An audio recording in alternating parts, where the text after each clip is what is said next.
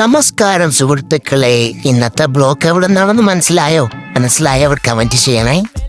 എത്രയൊക്കെ വികസനം വന്നാൽ ഇതിനൊന്നും ഒരു മാറ്റം വരുന്ന എനിക്ക് തോന്നുന്നില്ല. ഈ ചേച്ചന്റെ ഇടത്തേക്ക് ഇൻഡിക്കേറ്റർ വലത്തോട് തുഴയുന്നു. പാവൻ ചേച്ചി ഇൻഡിക്കേറ്റർ കത്തിയതറിഞ്ഞില്ലാന്ന് തോന്നുന്നു. ഈ ബ്ലോക്കിലൊക്കെ പെട്ടിടക്കുന്ന വണ്ടിയുടെ അവസ്ഥയെന്ന് അറിയിച്ചു നോക്കി. എപ്പ വന്ന് കിടക്കുന്നതാ ദേ അങ്ങോട്ടേക്ക്. സാധാരണ ചേച്ചിമാര് 2 വീല് ഫ്ലൈറ്റ് ഓടിക്കുന്നുണ്ട്, ചേട്ടന്മാരോടിക്കുന്ന ആദ്യമായിട്ടാ കാണുന്നത്. പറഞ്ഞ് എന്താണെന്ന് മനസ്സിലായി കാണുമെന്ന് തോന്നുന്നു. ഈ ബ്ലോക്ക് കണ്ടിട്ട് അടുത്ത മഴയ്ക്കുന്ന വീട്ടിലെത്തും എനിക്ക് തോന്നുന്നില്ല. ഓഹോയ് നിങ്ങ ടൈം പോട്ടെ. വാഗനർ ചേട്ടാ ഒന്ന് സൈഡ് തരും, ഒന്ന് പൊക്കോട്ടെ.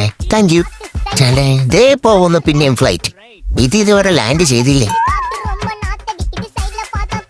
രാജാവിന് എന്തിക്കൂ വഴിയൊരുക്കടാ. വഴിയൊരുക്കാൻ എനിക്കാരില്ലേ? ചേട്ടാ നാട്ടിക്കല്ലേ, ഒന്ന് സൈഡ് തരുമോ, ഒന്ന് മാറി തരുമോ? Thank you. ഒരുവിധം ഇവിടെ എത്തി. ആ ചേട്ടന്റെ മുഖത്തെ സന്തോഷം നോക്കിക്കേ. ഇടതുവശത്ത് കൂടി ഓവർടേക്കിംഗ് പാടില്ല എന്റെ പൊന്നോ, ഒരിക്കലും ഇല്ല. വേറെ ഏതെല്ലാം വണ്ടി ഓവർടേക്കിയതായാലും ഈ വണ്ടി ഓവർടേക്കില്ല. ഒറ്റയാൻ കാട്ടിൽ നിന്ന് നാട്ടിലിറങ്ങുന്നതും KSRTC ഡിപ്പോയിൽ നിന്നും റോഡിൽ ഇറങ്ങുന്നതും ഒരുപോടെന്നാണ് കേരളീയരുടെ കാഴ്ചപ്പാട്.